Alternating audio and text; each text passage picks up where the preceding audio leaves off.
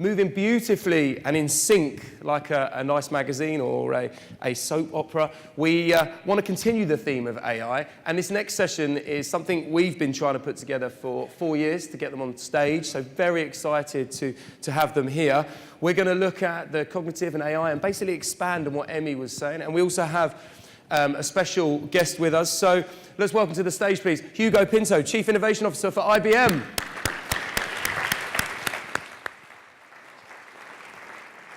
Thank you, Jeremy, and a very inspiring presentation by Emmy. It's a pleasure to be here. My friend Marketa and colleague should be here with us. Unfortunately, she had a last-minute client emergency, and we all know how those work.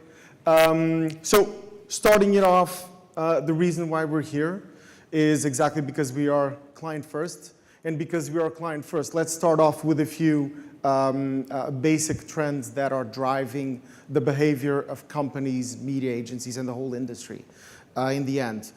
One of them is that digital and virtual engagements are going to be more and more important, right? And you might think, oh, that's so 2008. That's been there since the iPhone. And actually, the iPhone started the digitization journey. What happens now is digital is coming back to the physical world and is re-changing the physical world and is revamping our capability to be able to measure what happens in that physical world. So there's a big concern about that, especially companies that have a lot of on-the-ground operations. Second one is the focus on customer experience, focus on customer expectations, right? And I think the big change in terms of the C-suite and how they're seeing that is they are no longer thinking about their communications capabilities as silos, right? Emails are not there to create click-through. Videos are not there to generate views. They're there to generate orders. They're there to generate more revenues. They're there to generate more loyalty. So this is all coming together in terms of driving the needs and driving the expectations. And actually, a sentence we use quite a lot is, the last best experience you've had anywhere becomes your minimum standard everywhere, right? And think about when you started using WhatsApp and suddenly your conversations are everywhere and you can go into any device and you can go and have a conversation and you expect all of your contacts to be present there. And you also expect that to happen over Wi-Fi connection. You don't actually need to be within a specific network. So all of these trends are starting to pervade not only in terms of user interface, but if you think about Amazon, what they're doing is they're bringing that level of expectation to the whole operation, to the whole level of supply chain, to the whole level of not how just you communicate, but actually how do you provide the service, and how fast, how well, how conveniently, and how accurately do you provide that same service to everyone.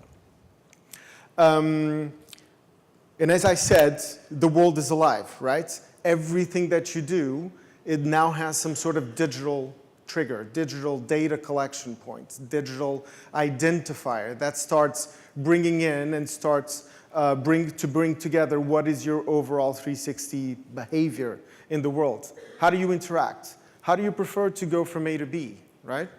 And what it's bringing along is it's starting to help a lot of different companies to actually plan their operations a little bit better, right? With the help of our friends from the weather company, we're actually now able to infer on whether if it's a sunny day or a rainy day, how does that affect trade? How does it affect footfall? How does it then affect the level of employees you need to have on a store? How does it affect the mood they're in and the way that you're going to communicate with them? These are all very important things.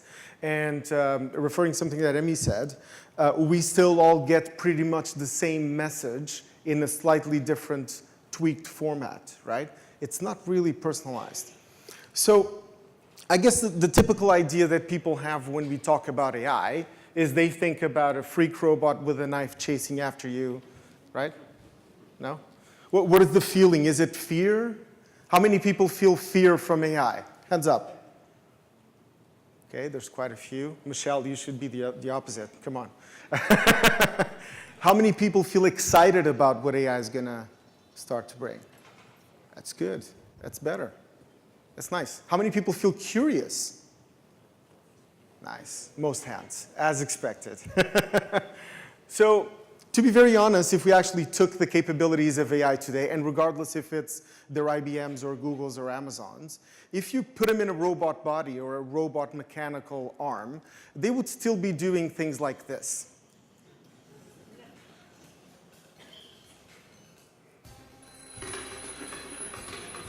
I recommend you to see this video in full. It's quite hilarious. Because there is so much information in the physical world that you need to process to actually teach what fine motor skills are, right? Or how much milk you like in your cereal, probably not in your lap, for sure. How much sweetener do you take in your coffee, right? The fact that you prefer sweetener instead of actual sugar. So all of these things are being fueled and powered by cognitive capabilities, and we call AI at IBM cognitive computing, right?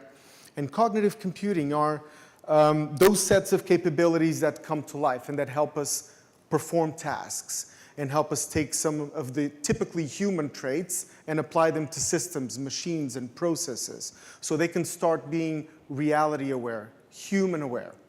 Hello marketers, I'm Watson and thank you for having Uno and Marketo representing me in Rome today.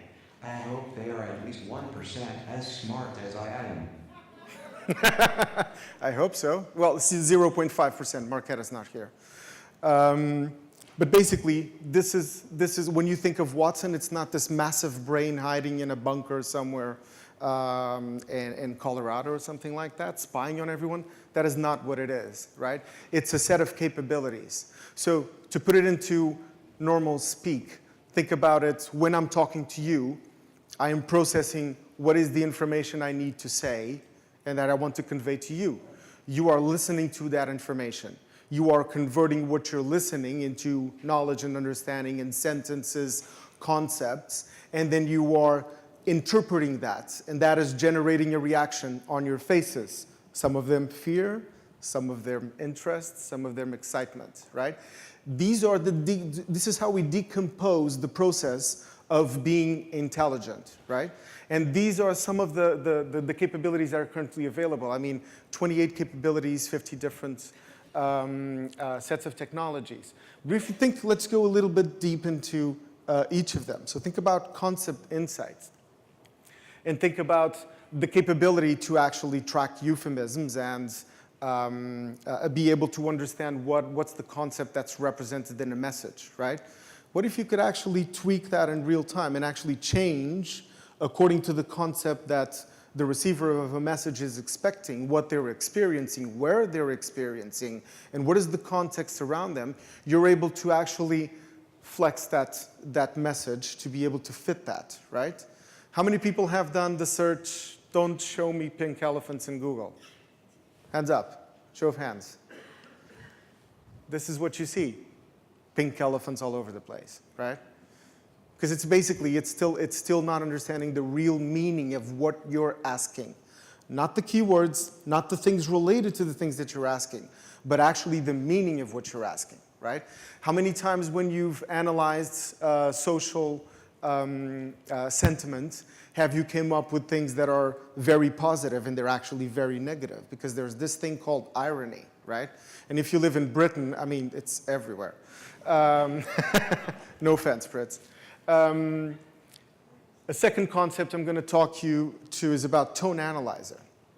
So again, being able to decompose all of those different clues that are in the way someone talks, that are in a movie script, that are in, for instance, the words that I'm using to communicate with you now. So how can we understand what are the emotional clues and triggers behind that thing that is showing and that is being said? And again, this is not just about written text. This is not just about me importing a Word document. This can be done on real-time video. This can be done on real-time audio. So you can actually understand in real time how to react to a specific circumstance or how to detect something, for instance, from a cultural bias. This is one of the biggest hurdles that global brands have, right?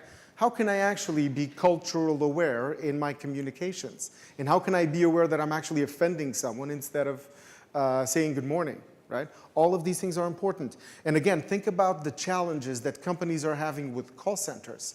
How much time is wasted just in trying to understand what the problem actually is, right? Think about how much smarter these people start becoming. And I mean, call center analysts, marketing strategists, brand strategists, corporate strategists, CMOs, CEOs. They can ask the right questions and get the right answers, right? And the final one I'm going to talk to you about is personality insights. And because one of the biggest challenges we have nowadays is around what happens on the social environment, right? Unstructured data, dark data. It's like seeing through the walls. It's like having like the X-ray vision from Superman for brands. But basically the way this works, and I've actually put myself out there and tested myself. This is a small module that IBM has available online. I have a link for you afterwards. But you basically log in with your Twitter profile, give us the permissions, and basically you can come up with a summary of what that person is and looks like. I mean, I don't look like a very nice guy over there, I promise you. I'm a little bit better than that. But it has started to create links between personality traits and different types of activities, because it can start to infer what are the concepts that are present on my Twitter feeds, what is my sentiment towards those concepts, and then detect if I have actual physical engagement with those concepts or I'm just talking about them, right? Very different things. And the reason why it does that, this is the psychoanalysis model that we've used to actually, and this is the sunburst chart, to basically measure specific traits of personality, right? Practicality, openness, consciousness, extroversion, emotional range. So that will be able to say that, for instance, when I'm in a good mood, I prefer to listen to maybe some grunge songs from the 90s, right? That probably means that whenever I go on Spotify and play that playlist, they can infer that I'm up to hearing for what are we going to do today? Are we going to a music concert, right? Because that was there as well. So all of these things start to pile together and they start to analyze what is your behavior, right? I can see some fear in some faces, actually. Don't be, it's all good. So if you guys are curious, you can go to bit.ly/personality insights, test it yourselves, and see what comes up with. Bear in mind, there's a little bit of bias if you guys retweet a lot, but if you actually tweet quite a lot with your personal opinions, you're going to see a few very funny insights coming up about your personality. So if we take all of these things, all of these capabilities, and we think about those questions that as a media analyst or a marketing strategist you have, how well did my last campaign perform? How did that perform against all of my previous campaigns for this target audience, right? What should I plan for my next campaign, and what kinds of insights should I be looking to make a decision on where I'm going to place my investment or where I'm going to place my bets? So I'm going to show you a video from Equals 3. Who knows what Equals 3 is? Who knows Lucy, our AI marketing assistant? That's wrong, Ross. You know it, obviously. But basically, it's an AI system that is used to augment the capabilities that all of these different stakeholders have around the fact that to sometimes get answers to questions, you have to do a lot of back office work, a lot of background work of gathering data, about cleaning data, bringing it together, understanding the insights, to then make a decision that maybe will only be required over a specific report or a specific metric that you're going to chase, right? So let's quickly just look at what it does.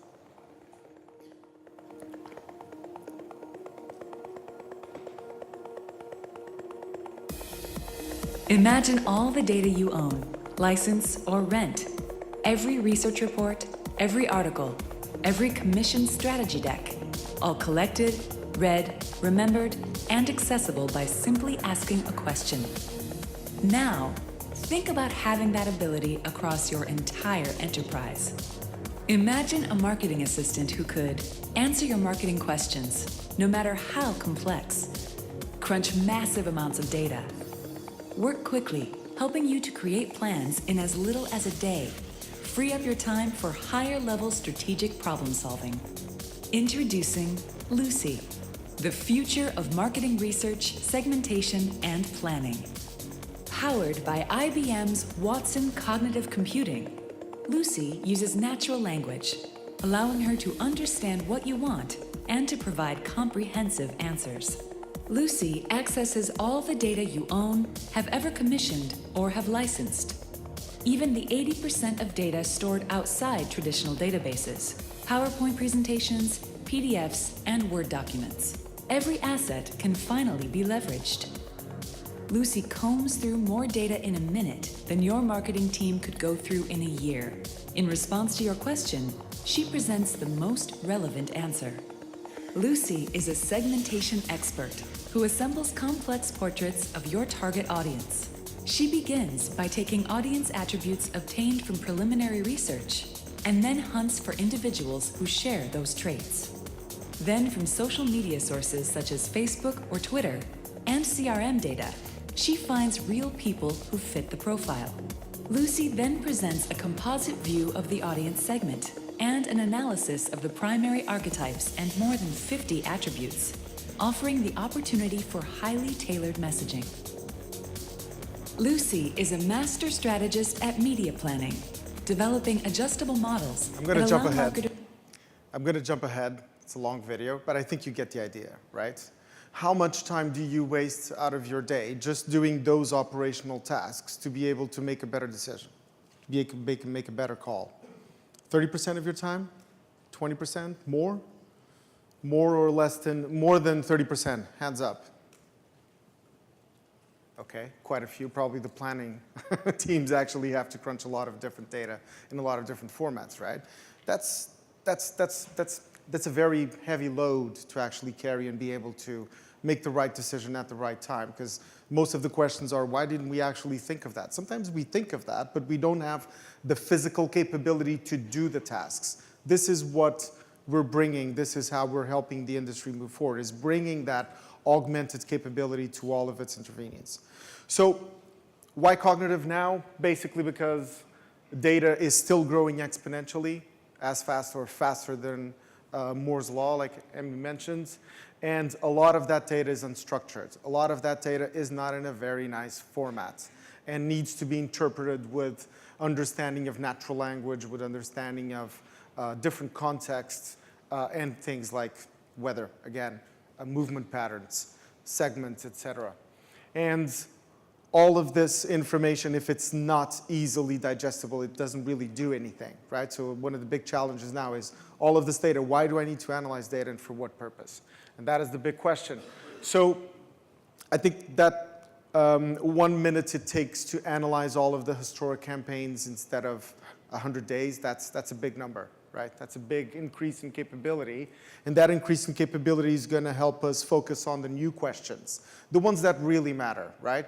Because again, an email marketing campaign is not there to get clicks. It's actually there to get people to buy things. So if we now have the set of devices that actually know what activity you're doing in a specific context, it can actually help you realize if you liked the attraction. If you liked the attraction, it can suggest what's the next one you should go to.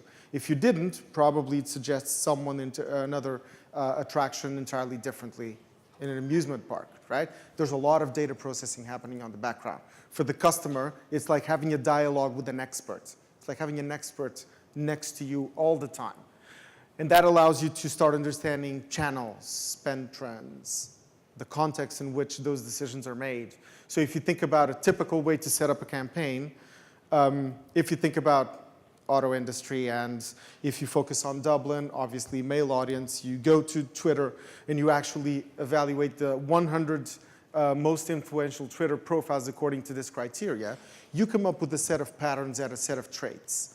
And now if you start using that with all of the data that you have available, and you start putting those trends and those patterns against historic performance of campaigns, you're going to start having campaigns that you can tailor against business outcome instead of campaign performance metrics. And I think this is the biggest shift. It allows us to ask bigger questions, more complex questions. And it also allows you to actually learn differently, right? And this is something entirely away from media, but this is something very important, which is the way that we interact and the way that we learn. Sometimes insights are revealed, but you tend to forget them. So what would happen if actually they didn't get forgotten?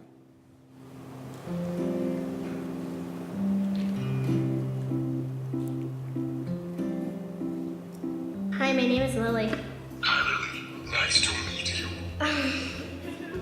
How far is the moon? The moon is about 250,000 miles That's from a Earth. lot. But you give a bit more time What because we are is under, 2 so I'll plus 2? say I'll just 4. stop. Awesome job, Grayson. What is the speed of light? The speed of light is 186,000 miles per second. Can you count to 6? 1, 2, 3, 4, 5, 6. Super. Tell me a knock-knock joke. Knock, knock. Who's there? Lettuce. Letters who? Lettuce in. It is freezing outside. My favorite color is orange. Okay, I'll try to remember. Your favorite color is orange. See you later, alligator. In a wild crocodile. Tell me a story. How about we make a story together? And again, this is not, IBM is not building all of these things, right? So we're opening up those sets of capabilities that I showed you in the beginning, and we're allowing people to do curious things with it, right? Totally different way of interaction. How much would you have to change the way that your teams work to be able to leverage all of this capability? Probably a lot, right? And that leads back into the topic of our presentation, which is why it's definitely going to change everything, and there is no turning back, right? There is no unsee button or undo button to these changes. You're just going to do it better. You're going to do it quicker. So one of the final examples that I bring is something that we actually did with the North Face. And if you think about exploring this type of sportswear website, you have a lot of categories and buttons and subcategories and items and promotions. It's a little bit difficult to navigate, right? One of the biggest challenges nowadays, it's the excess of information and offer and choice. It's too difficult. So what if you were to actually have a conversational user interface in which you could use as if, again, you were having a conversation with an expert on winter trails and backpacking expeditions, right? And you could just ask the question, what do I need for a 14-day backpacking expedition? And you will get a set of things that you need. You probably need tents, probably need sleeping bags, you probably need a technical pack, because there are going to be a few hurdles. And if you haven't done this before, you're going to want to know, okay, tell me more about the technical pack. What are the different types of things that I need to look at, right? What are the different types of options that you have with them, right? And as you go through the dialogue, and notice that you do this instinctively when you're conversing with another human being, you give a little bit more information. Well, it's actually Patagonia, and it's actually getting up to the Fitzroy in the winter. So look at all of these data points, how they change the way you drive this conversation. So if you move forward, you're then going to start to get, again, a lot of options, right? And you can start asking questions about a technology. I mean, when you go and buy a car, everyone starts talking about the new technology of the engine, et cetera, and you don't mandatorily know it. So typically, you would have to open another window and type on Google, what is that technology, and know what it says. So that's bringing all of the elements of the actual end-to-end experience into that user interface. Natural language, you can talk to it, you don't have to type. But once you move forward, you're now going to not only see what the technology look like, I want to see some ratings, right? Think about traveling. Before you travel, you go on TripAdvisor or some other site that tells you what were people that travel like me with my preferences saying about this specific location. Again, something you would do on a parallel window or type of engagement now brought into the actual engagement. And you can get access to ratings and reviews of people doing the same thing that you are, right? Much bigger chance of success. And then the other thing is bringing all of these together with the checkout experience, because there's a lot of things that you can start adding on a checkout, but then you need more information before you make the decision. Again, you can keep on having the conversation and ask away on the questions that you need to have answered to. So it's almost like picking up on all of the different angles for media engagement around this specific experience and bringing them all together, right? So also a change on how people experience media. So after this, what comes next, right? And Emmy mentioned a few of them, but obviously, and most of you probably have heard about the efforts that we're doing with cancer research organizations. So actually digesting all of the different treatments and options that exist, and then creating an artificial intelligence capability that is able to recommend new treatments or the most adequate ones for specific types of patients in specific circumstances. Or imagine if you could have all of the population of the planet looking at the stars all around the world all the time, right? You'd probably be able to pick up a lot more than you can today with cameras that can only focus on 0.0001% of what's out there. And the other one, which is the facial recognition, which is indeed a very big one, and trialed with less success, but probably going to be more prominent, especially when you start seeing a lot of entities starting to use your selfie as the way to unlock devices or authenticate. That's going to start bringing it to life along with biometrics. So again, how does that make you feel? And we had some quotes. And some people say that robots could take over in 100 years. I don't know, 100 years is a lot. If you think of the evolution that happened between 1980 and 1990, that's probably 1% of everything that happened from 2 years ago to this year. It just keeps on accelerating. It's very difficult.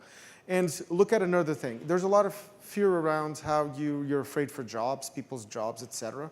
Why doesn't anyone actually look at the different capabilities that they will have to be much more efficient, right? What questions would you have if you had the time to dedicate to discovering new things to do or new offerings to actually to achieve? But there's a few quirky ones in there. I especially like the delete key for humanity. I hope they don't figure that one out. That would be tremendously depressing. But there are a few things that are starting to emerge. And my belief is that actually it's going to allow us to do much bigger things. And let me give you an example. I think it was last year, late last year, the chefs of some of the main restaurants in Stockholm got together. They brought all of the food leftovers from their restaurants, and they typed in the inventory onto a system. They pressed the Watson Chef button, which is something that we created to help combine ingredients, suggest dishes, et cetera, et cetera.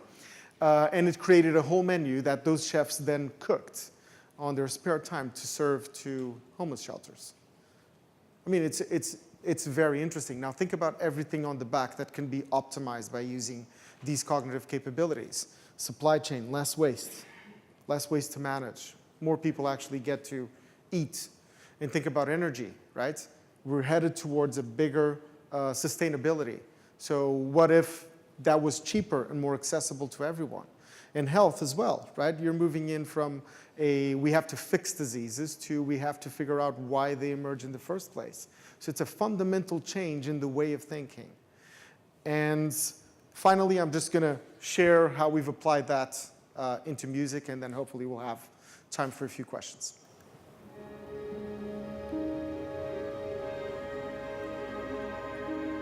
I found music when I was 19, and it completely changed everything. My perspective, my friends, just the way I looked at the world, and it just made me a different person. It's absolutely everything in my life.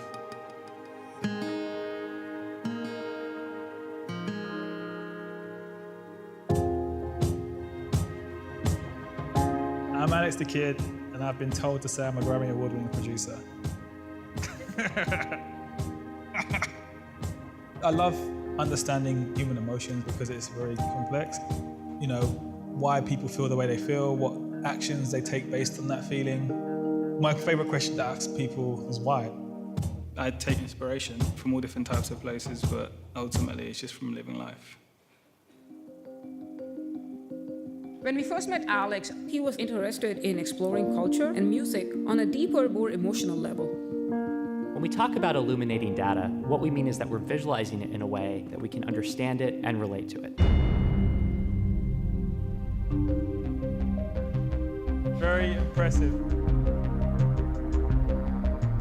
In culture, Watson analyzed millions of lines of text, Wikipedia articles, New York Times front pages, social media, blogs, and more, finding the most pervasive themes and uncovering the way people felt about them. Watson also analyzed the lyrics and composition of over 26,000 top 100 Billboard songs, uncovering hidden patterns in both song structure and emotion. It's almost like having a million of yourself reading a million books at once and a million articles and understanding social media and just conversation in general. I could never do that. Once Alex began the music-making process, we gave him a prototype of something we're developing, called Watson Beat. It understands and deconstructs music and then allows artists to change it based on the moods they want to express. I always say I don't really play instruments that well. I play the laptop extremely well.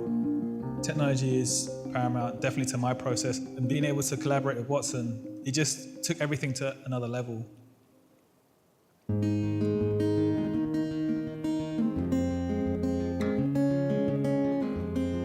The data from Watson showed me all these heavy emotions millions of people felt around the world.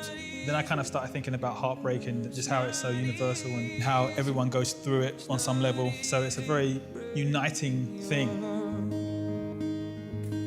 We were two dumb kids, full of grand ideas. Hopefully when this is being sung by 60,000 people in a stadium, everyone's singing the same lyric, but they're all singing about something slightly different. But they're all there as a community, kind of feeling each other's pain in a joyous way. Working with Watson's been great because it allowed me to create something that I probably would never have done without him. It's not easy. It's not easy.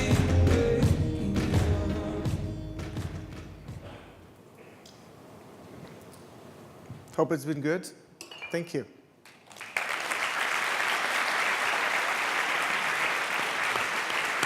Thank you very much. Thank you very much, Hugo. Very, very, very insightful, and it's quite an interesting present and future we have. I have a couple of questions, but I will ask the audience first if they have any questions. We've been doing very well so far. Does anyone want to kick off with a... Oh, yes, look at this. 2 questions. We have one in the front row here, please, if we've got a microphone. Okay. A microphone? Okay, I'll stand next to you and you can talk into this. Here we go. Okay. So, first of all, it was really very insightful presentation. At the beginning, I thought I wasn't afraid, but now I'm really frightened when I saw Lucy. And my question is, we know that our brain, our memory is kind of muscles. So what will happen to the human ability to think, in 15 years? That's a very good question. I am pretty sure that if I had the answer to that question, I would probably be right now having coffee with Elon Musk about how to bring that Neuralink thing to life, right? So notice that we tend to focus, and notice that from the video there's one thing that is particularly highlighted by Alex the Kid, which is if I wanted to do all of this understanding on my own, I would not be able to, right? Physically impossible. So I think that is going to be the big impact. It's going to allow you to do much bigger things, faster, more efficiently, more detailed. I think that's probably the evolution is, how is it going to augment us to do things better? Okay, does that answer the question? Avi, you've got a good head of hair. Okay, we had another question just there, just in the back row, or here. We'll go front first, okay, as you're there. I've got you, sir, don't worry. Hi, thanks for the presentation, really cool. Talking about Elon Musk, I'm a huge fan, and I've been following the news about what he's trying to do with AI, and I just wanted to know your take into, do you really think that democratizing AI is really a solution for the people that are fearful on what general AI can become? I mean, my personal opinion is yes. And I'll tell you why my personal opinion is yes. Because before we get to that supercomputer stage that we see in movies that are coming after us to eradicate us because we destroy everything. I mean, you all know the story, right? there's a lot of mundane things we still need to figure out, right? There's a lot of big problems that we have currently around our day-to-day experience, commuting, communicating across cultures, across channels, bringing that understanding together. These are still very mundane challenges. It will take a long time until the actual reality catches up with the hype, right? And notice that the hype, this is just us imagining. And that's what we do, we imagine. So if we imagine this now, I mean, does anyone know what the red flag law was, what it is, red flag law? When automobiles actually came to the UK, there was this rule that was trying to be implemented in Parliament saying every owner of a car had to have this chap with a red flag 100 yards in front of the car, waving at every crossroad, saying that a car was coming. Right? So, I mean, probably the horse breeder lobby there had a hand at that, right? But we're always going to be scared of change, and we're always going to be scared of the unknown. But I think in the end, we've been using all of the technology available to us to push us forward and help us live better. And look at the trends, look at the statistics of amount of people that have better access to education, to health, to food, to actually having opportunities in life. I think we've improved drastically over the last century. So I have a positive outlook. So I do think that opening it up and starting to generate this value, this mundane value, is going to also help us be prepared for when that super intelligence comes. We will know how to deal with it and potentially even interpret it and communicate with it. Answering your question a little bit. We had another question just there. There we are.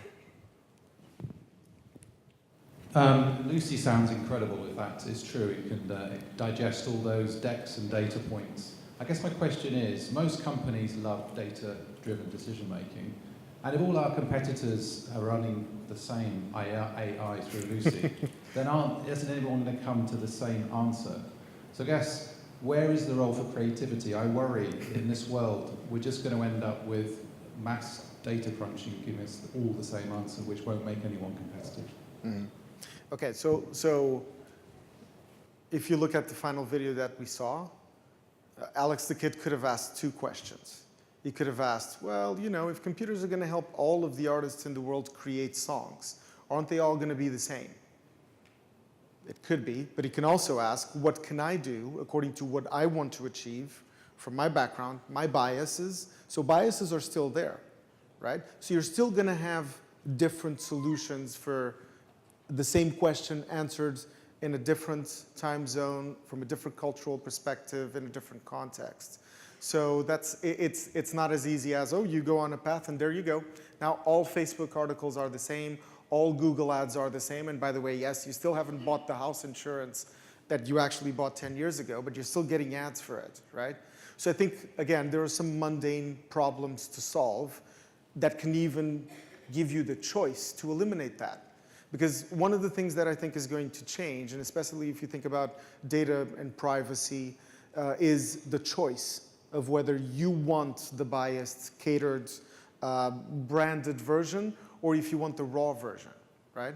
It's a little bit like privacy is going to be a choice. It's not going to be a set of rules.